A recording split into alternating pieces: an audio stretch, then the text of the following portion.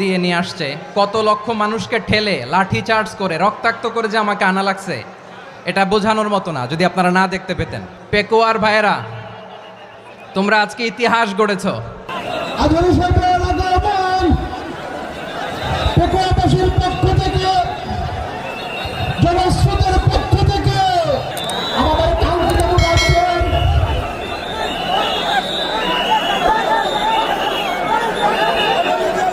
আমরা দৃষ্টি আকর্ষণ করতেছি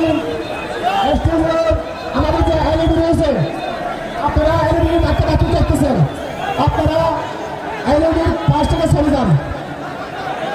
আইনজীবী যদি কোনো গাড়িতে স্টার্ট হয়ে যায় আলোচনা শুনতে কষ্ট হবে।